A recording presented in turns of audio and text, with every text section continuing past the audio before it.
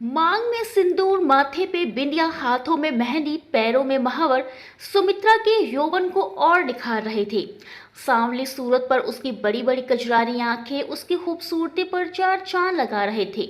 14 बरस की उम्र वैसे तो कोई दुल्हन बनने की उम्र नहीं होती, लेकिन सुमित्रा के लिए इस उम्र में दुल्हन बनना उसकी मजबूरी थी।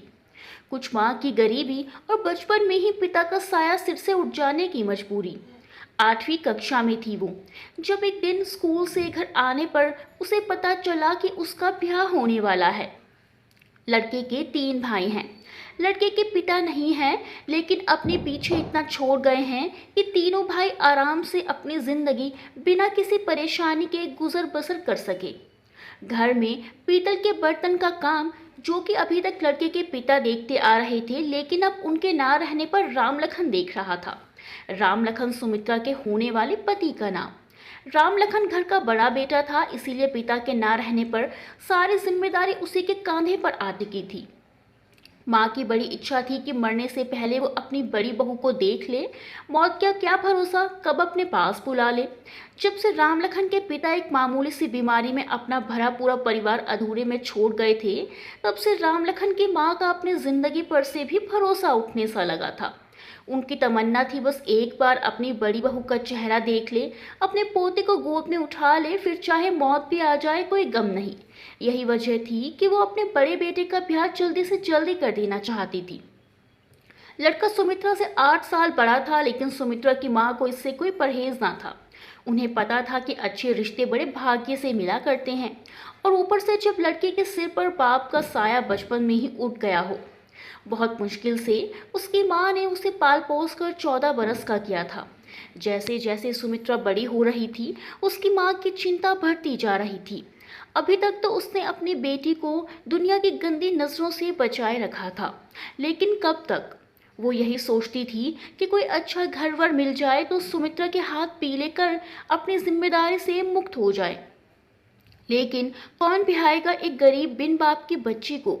बस दिन रात इसी चिंता से घुली जा रही थी वो तो भला हो उसकी पड़ोसन कमला का, जो भगवान सरीखा आकर उसकी बेटी का ब्याह बिना किसी दहेज के अपने रिश्तेदारी में तय करवा दिया।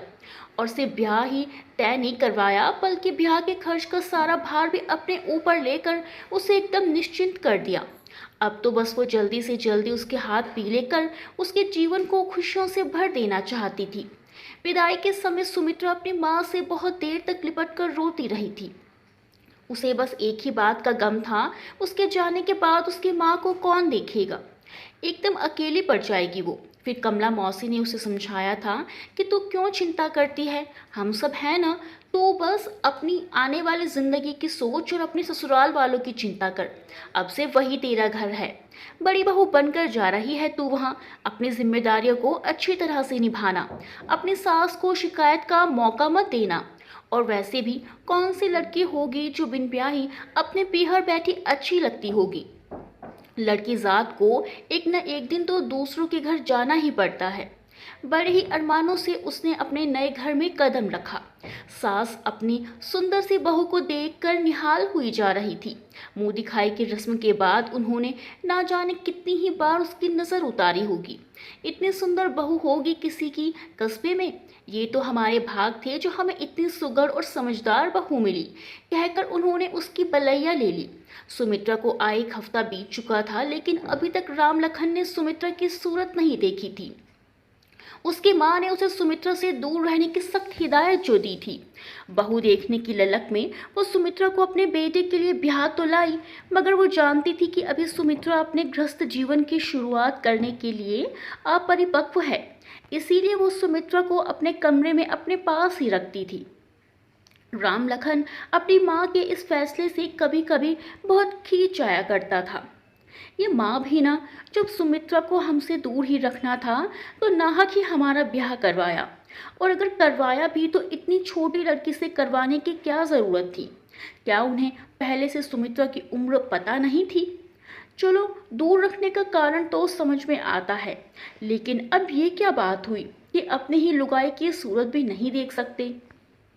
जब भी वो उसके घुंघरों की आवाज़ सुनता, उसका मन उसकी एक झलक पाने को बेताब हो उठता, लेकिन माँ के आगे बेबस हो जाता। धीरे धीरे सुमित्रा को आए 1 महीना बीत चुका था और इस 1 महीने में वो अपने परिवार से बहुत घुल मिल चुकी थी, सिवाय अपने पति के। इतनी विचित्र बात थी ना, जिसके लिए ब्याह कर आई उसी से कोई सरोकार नहीं था, बस खाना परोस आती थी उसे, वो भी अपनी सास की उपस्थिति में घूंघट डालकर। उसके दोनों देवर यूं तो उससे उम्र में बड़े थे, लेकिन वो उनसे एक माँ की ही तरह व्यवहार करती थी। उसके दोनों देवर भी उसे माँ का ही दर्जा देते थे और उसकी उतनी ही इज्जत करते थे जितनी अपनी माँ की।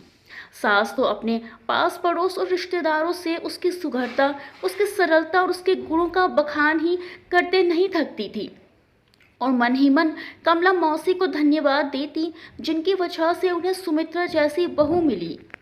सुमित्रा भी अपनी सास का ख्याल एक बेटी की ही तरह रखती थी। उनकी मानो तो सुमित्रा खरा सोना थी। उसकी उम्र भले ही कम थी, लेकिन समझदारी और परिपक्वता ऐसी कि बड़ों को भी पीछे छोड़ दे। एक दिन राम लखन घर आता है तो माँ को घर ना देखकर भाइयों से पूछता है। पता चलता है माँ पड़ोस में सत्यनारायण भगवान की कथा सुनने गई है। उसे तो जैसे मन मांगी मुराद मिल गई हो।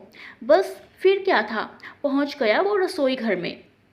उसे देखकर सुमित्रा अपना घूंघट निकालने लगती है, तभी राम लखन उसका हाथ पकड़ लेता है और जैसे ही उसकी नज़र उसके सूरत पर पड़ती है, कुछ पल के लिए वो अपनी पलकें झपकना ही भूल जाता है। बड़ी मुश्किल से होश संभाल कर वो उससे कहता है, दूसरों के मुंह से तुम्हारी जितनी तारीफ सुने थे, तुम तो उससे भी ज़्यादा सुंदर हो। बताओ भला, हमारी इतनी सुंदर दुल्हन को हमारी माँ ने हमसे ही छुपा कर रखा है। इतना सुनकर सुमित्रा बस शर्मा कर रह जाती है। इतने में उसके कानों में माँ की आवाज़ सुनाई पड़ती है। घबरा कर वो उससे माँ को कुछ भी ना बताने की गुजारिश कर तेजी के साथ रसोई घर से बाहर निकल जाता है। उसकी माँ ने उसे बाहर निकलते देख लिया था, लेकिन उन्होंने ना किसी से कुछ कहा और ना ही किसी को कुछ जताया। बस मन ही मन एक फैसला ले लिया। वो फैसला था सुमित्रा को 2 साल के लिए उसके पीहर भेजने का फैसला। दूसरे दिन ही उसे उसकी पीहर भेजने की तैयारी होने लगी। राम लखन को पता चलता है तो उसे बिल्कुल भी अच्छा नहीं लगता। ये सब सुनकर उसका मन दुखी हो जाता है। भले ही वो उसके नज़दीक नहीं जा पाता था, लेकिन उसे देख तो लेता था, घूंघट में ही सही। उसके पायल के घुंघरूं की छनकती आवाज़ सुनकर, उसकी कलाई की रंग बिरंगी चूड़ियों की खनकार सुनकर अपने पास पास उसे होने का एहसास तो कम से कम जी ही लेता था। कुल मिलाकर सच तो ये था कि हर तरफ से वो उसके दिल पर काबिज हो चुकी थी। अब वो किसके होने का एहसास से अपने मन रूपी बगिया को सींचेगा। इन्हीं बातों से उसका मन उदास हो उठा था, लेकिन माँ के आगे वो कुछ बोल नहीं सकता था। अब जब माँ का यही फैसला है तो ठीक है, यही सोचकर उसने अपने दिल को समझा लिया और भरी आंखों से उसे छुपकर जाते हुए तब तक देखता रहा जब तक उसका भाई उसे लेकर उसकी आंखों से ओझल नहीं हो गया। ऐसा नहीं था कि सुमित्रा को दुख नहीं था।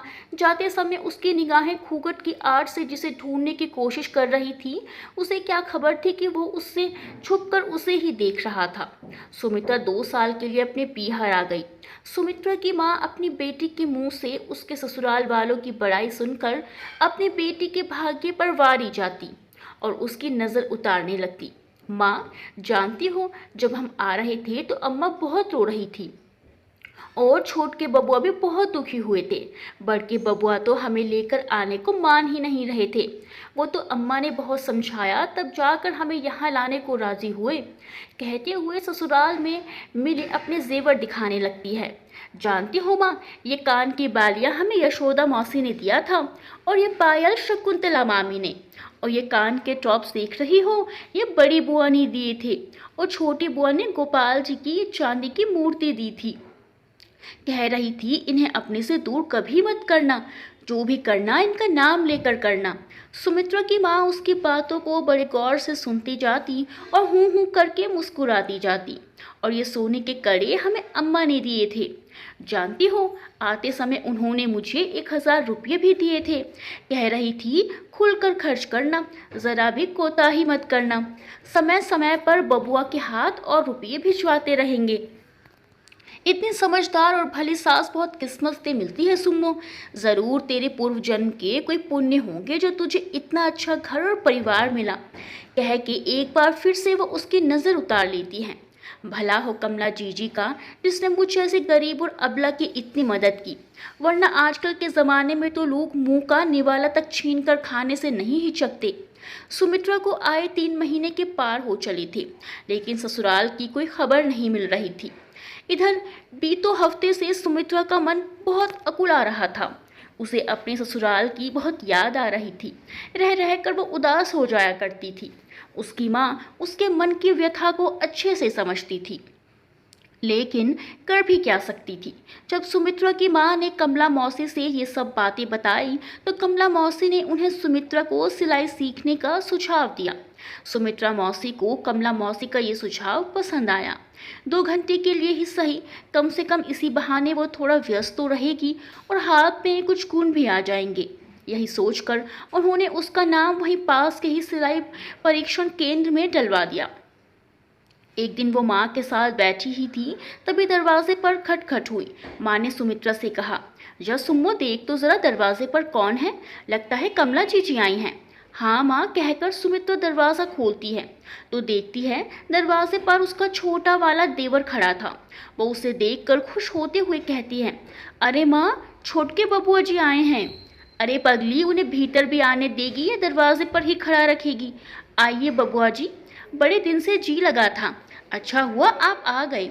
उसकी माँ ने कहा, अरे जा सुम्मो, छोटके बबुआ के लिए चाय पानी का इंतज़ाम तो कर। हाँ अम्मा, जाते हैं। और बबुआ, घर में सब कुशल मंगल तो है ना? जी अम्मा, सब बढ़िया है। सुम्मो जब से आए हैं आप लोगन का नाम इसके ज़ुबान पर हरदम रहता है। हमके छोटे बबुआ ऐसे, बड़के बबुआ ऐसे, तो हमारी अम्मा ऐसी, दिन भर आप ही लोगन का बात करती रहती है।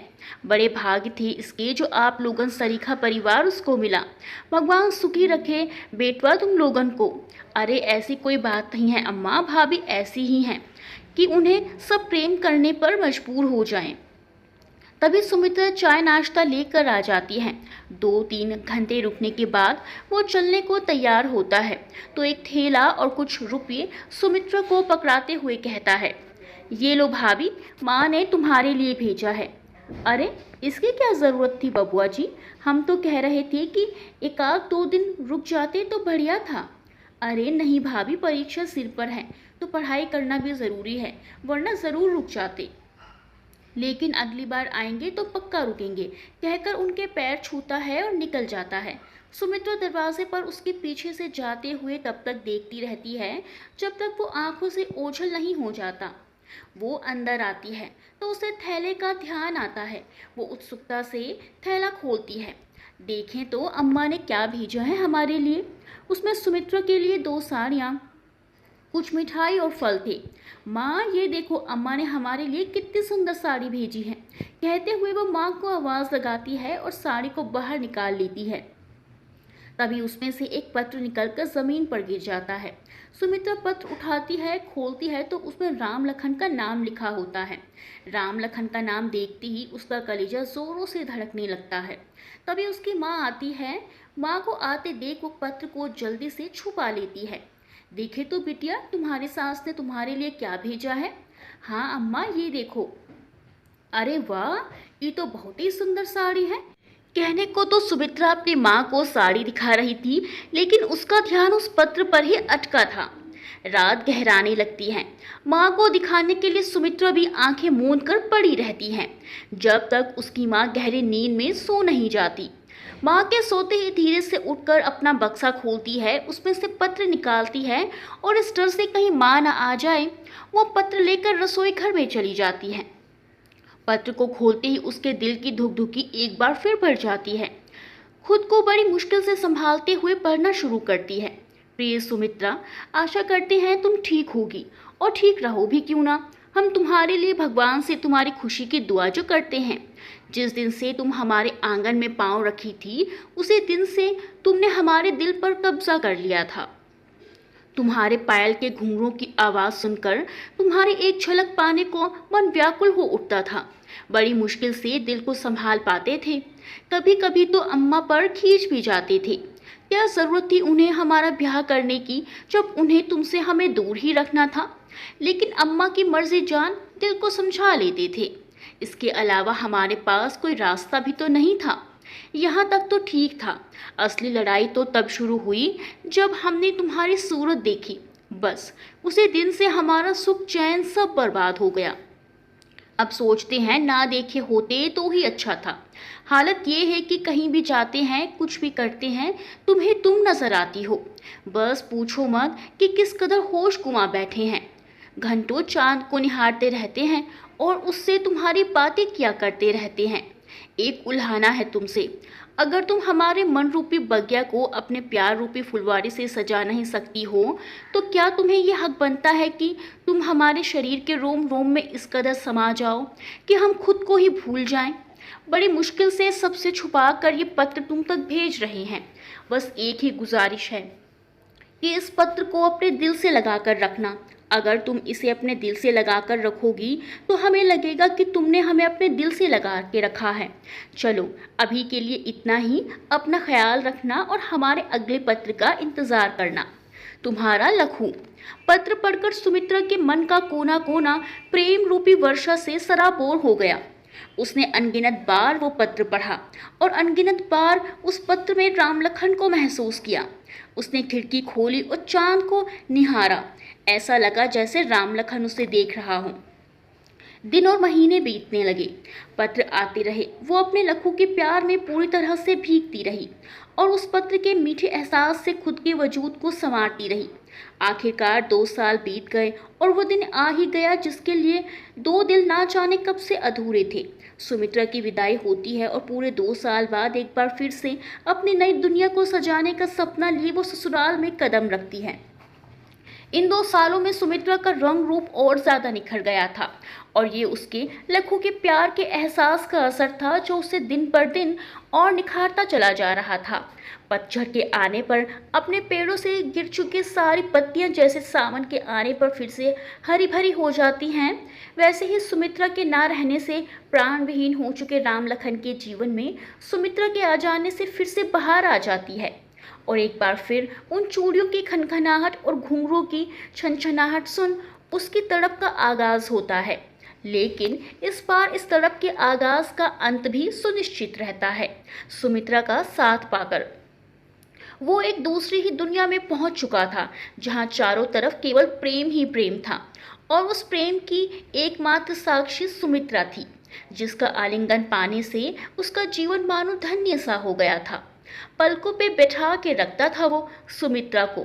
1 मिनट की जुदाई उससे बर्दाश्त नहीं होती थी।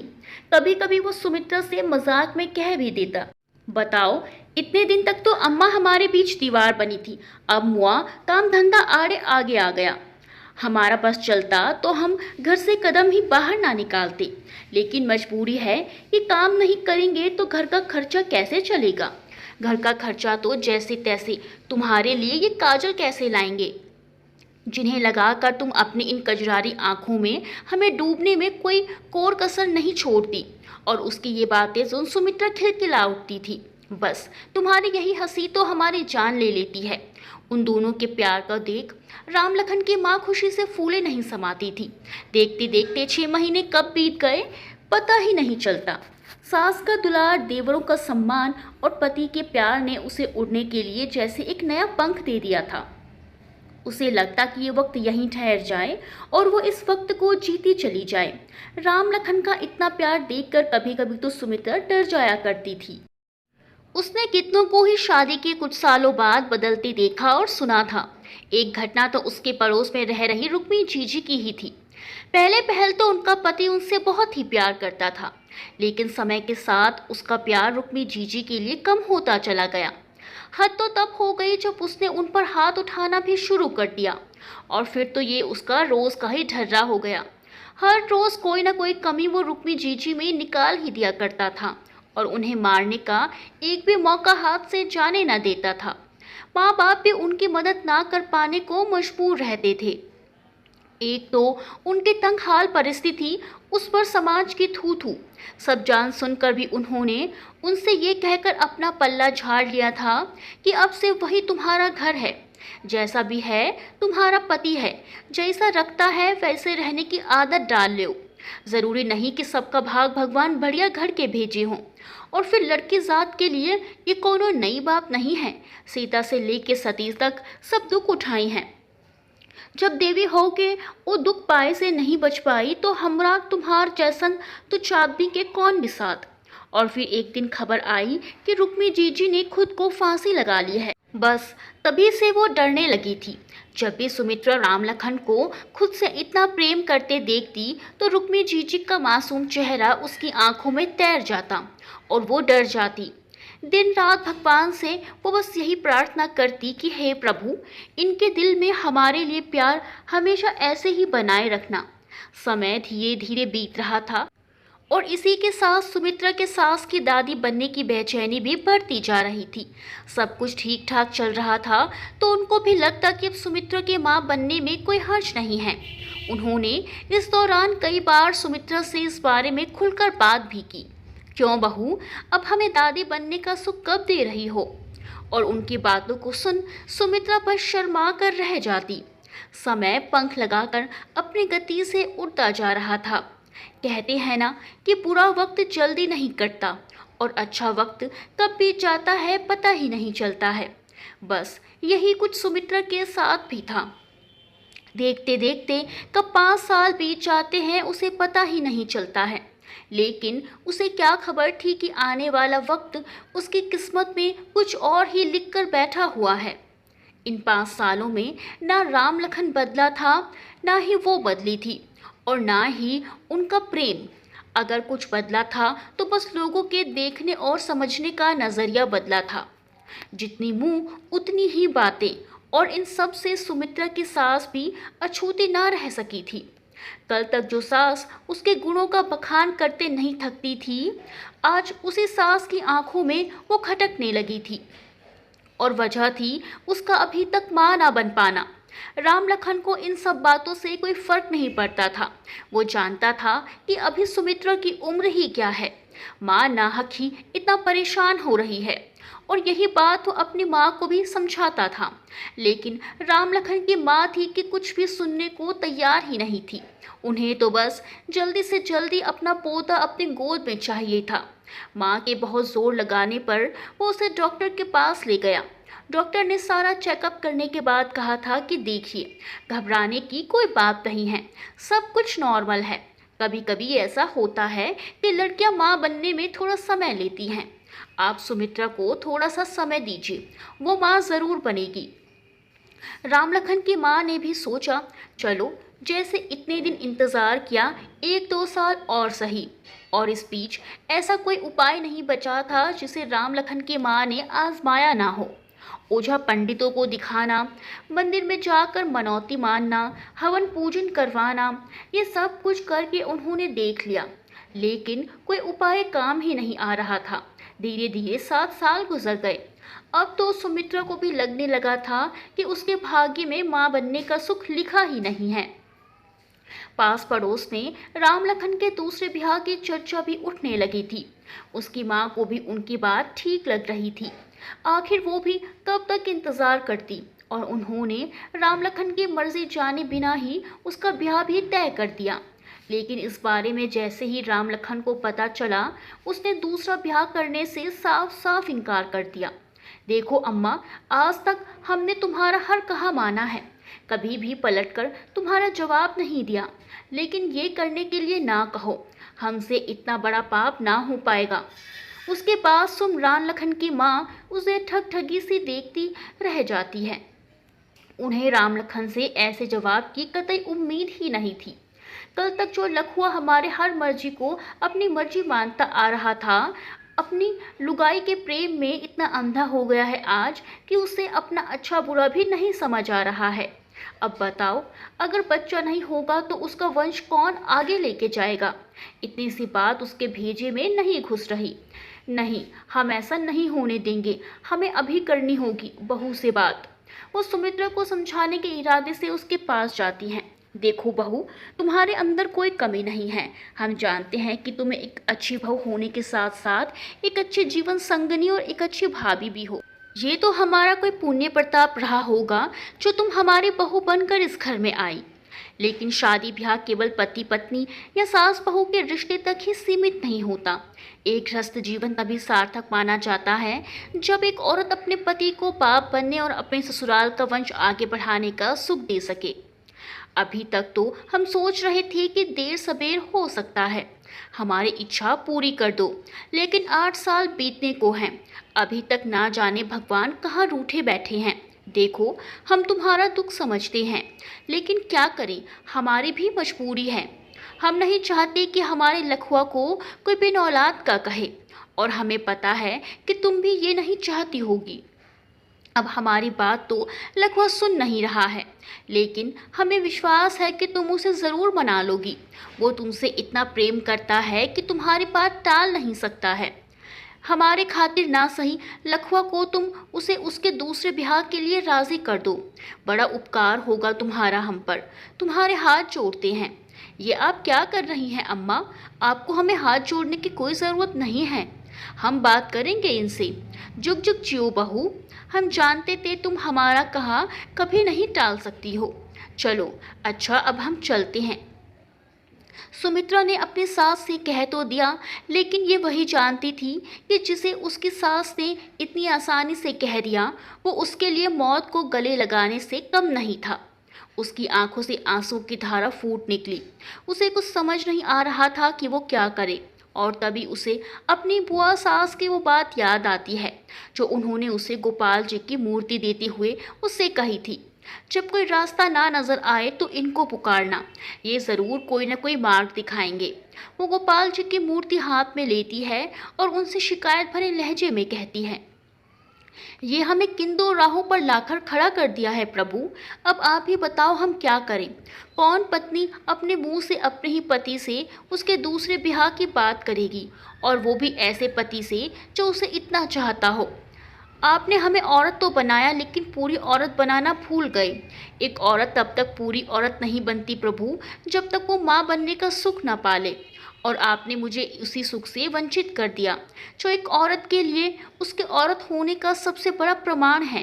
प्रभु, हमने आज तक आपसे कुछ नहीं मांगा, आपने बिन मांगे ही हमें सब कुछ दे दिया। जैसे इतना दिया वैसे ही एक कृपा और कर दो प्रभु। या तो हमारी झोली ममता से भर दो, या तो हमें मौत दे दो प्रभु, या तो हमें मौत दे दो, कहकर फूट फूट कर रोने लगती है। उसी समय राम लखन के आने की आहट सुनकर वो रोना बंद कर अपने आंसुओं को जल्दी जल्दी पोंछने लगती है। सुमित्रा राम लखन से अपने आंसुओं को छुपाकर भी नहीं छुपा पाती। तुम रो रही हो सुम्मो? क्या हम जान सकते हैं तुम्हारी इन खूबसूरत आंखों में ये आंसुओं का सैलाब क्यों है? ये आंसू नहीं, ये भाग्य की मार है जो आंसू बन के हमारी आंखों से निकल रहे हैं। क्यों, क्या हुआ तुम्हारे भाग्य को? कहीं ऐसा तो नहीं कि अनजाने में हमसे कोई भूल हो गई है जिसका दोष तुम अपने भाग्य पर मढ़ रही हो? जी, आपसे कोई भूल कैसे हो सकती है? जिसके एहसास से हम खुद को भूल जाते हैं, उससे कोई भूल हो सकती है भला? तो क्या अम्मा ने कुछ कहा? जी, अम्मा हमसे कुछ क्यों बोलेंगी? तो फिर क्या बात है, क्यों कोस रही हो अपने भाग्य को? आप तो ऐसे अनजान बन रहे हो जैसे आपको कुछ पता ही नहीं है। आपको क्या लगता है आप दिखाएंगे नहीं तो हमें आपके दर्द को एहसास नहीं होगा, हम समझ नहीं पाएंगे? दर्द? अब हमें कब चोट लगी जो दर्द होगा? चुप रहिए, ज़्यादा नादान बनने की ज़रूरत नहीं है। आपको क्या लगता है हमें पता नहीं है कि अंदर ही अंदर आपको पिता ना बनने का दुख कितना सालता होगा? कितनी अभागन हूँ मैं जो आपको एक पिता बनने का सुख भी ना दे पाई। किसने कहा तुमसे कि तुम अभागन हो? तुम तो वो दिया हो जिसके प्रकाश से हमारा जीवन प्रकाशित है। जी, कहने और होने में फ़र्क होता है। अच्छा, एक बात पूछे हम आपसे? पूछो। आप हमसे प्यार तो करते हैं ना? क्या इस बात के लिए भी तुम्हें हम पर शंका है सुमो? जी, शंका नहीं, डर है।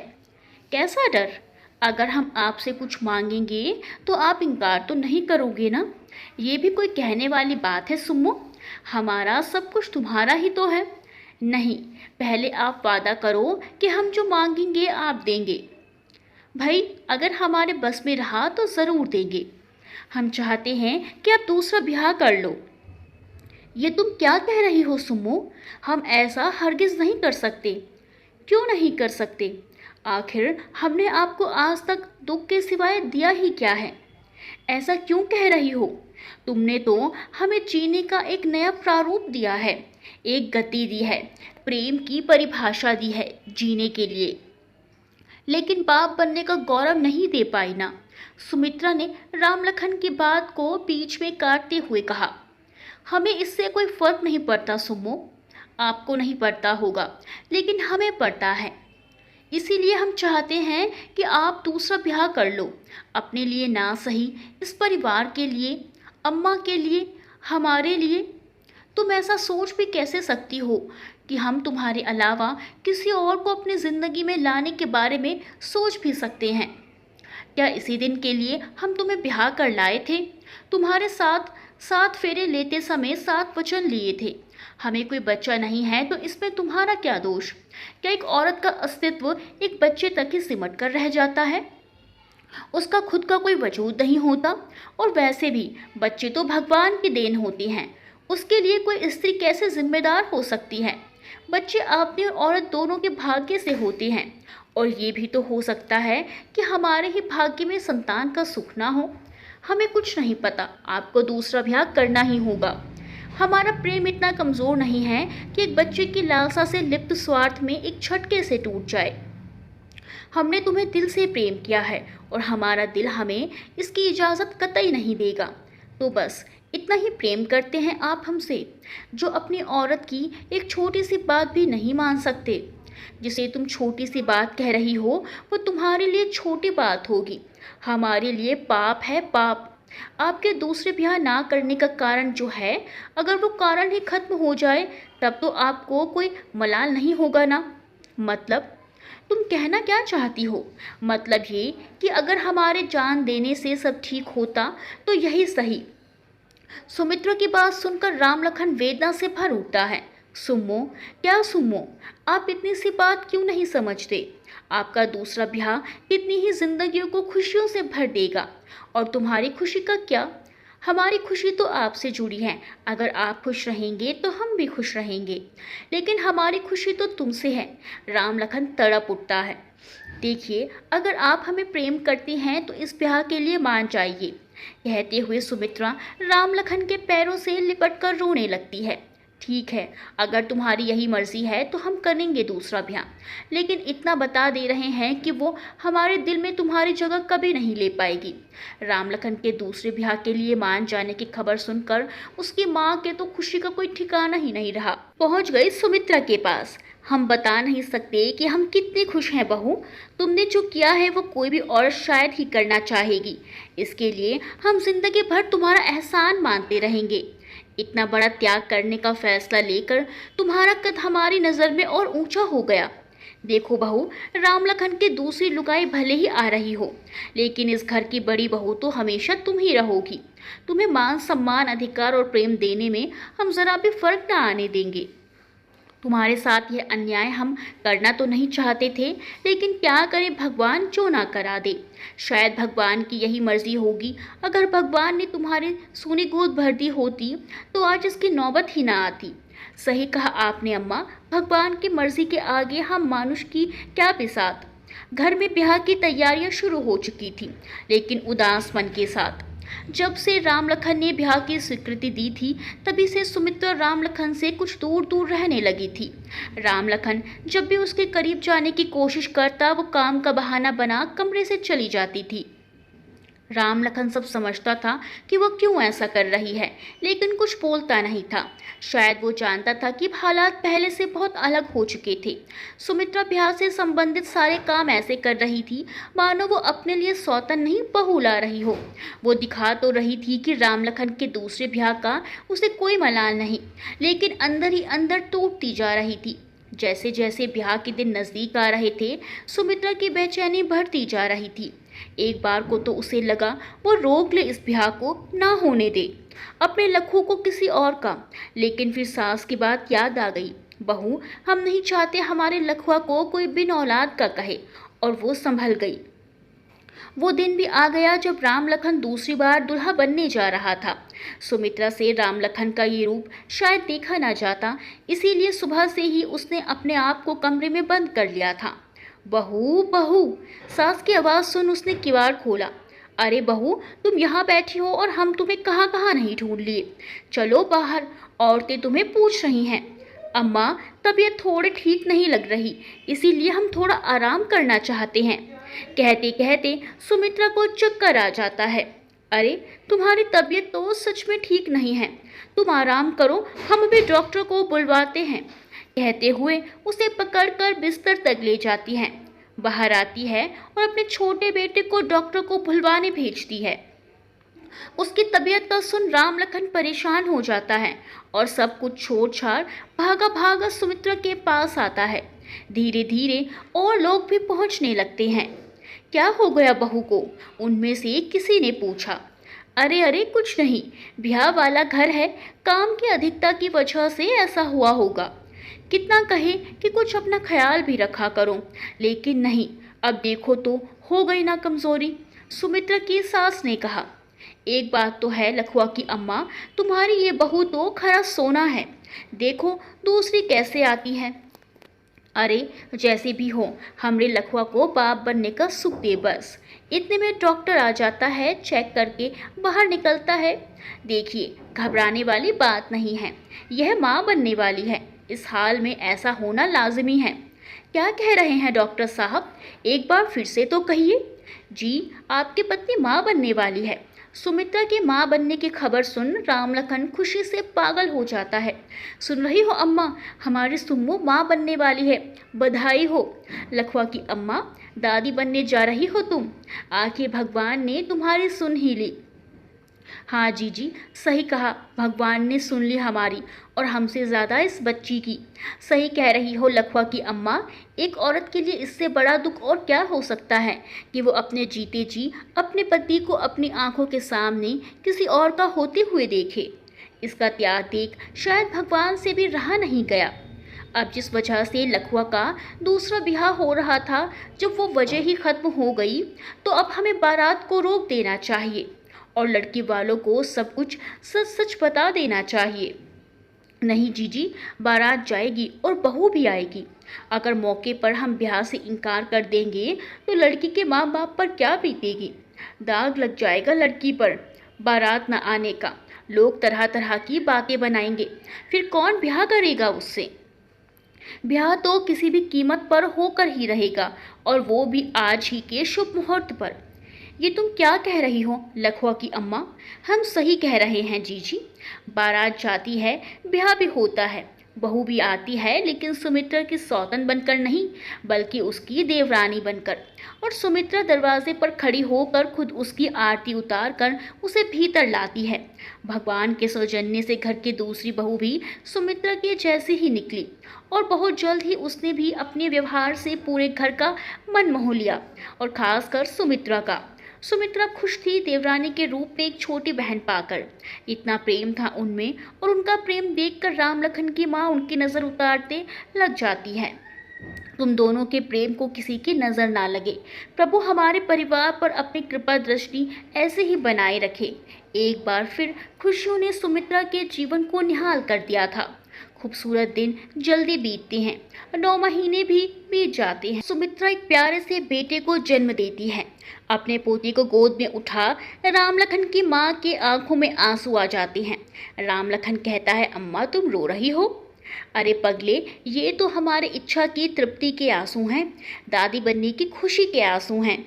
अब से इसके सारे देखभाल की जिम्मेदारी मेरी, तुम लोग इसकी तरफ से एकदम निश्चिंत रहो, कहकर अपने पोते को चूमते हुए लेकर चली जाती हैं।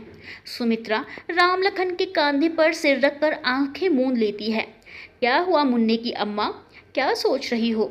जी सोच रही हूँ, इन 10 महीनों में कितना कुछ बदला, कितना कठिन था हमारे लिए उस पल को जीना जब हम हालात के हाथों मजबूर हो आपको किसी और का बनाने जा रहे थे। बस सांसें चल रही थी हमारी, लेकिन जीने का हौसला मर गया था। हमारे कान तरस गए थे आपके मुंह से ये एक शब्द मुन्ने की अम्मा सुनने के लिए। अब जाके मेरे कानों को सुकून और दिल को आराम मिला है। अब लग रहा है कि हम औरत हैं, एक संपूर्ण औरत। अच्छा, लेकिन हम तो तुम्हें एक संपूर्ण औरत ही समझ रहे थे। राम लखन शरारती अंदाज में कहता है। हटिए आप भी ना। और दोनों खिलखिला कर हंस देते हैं।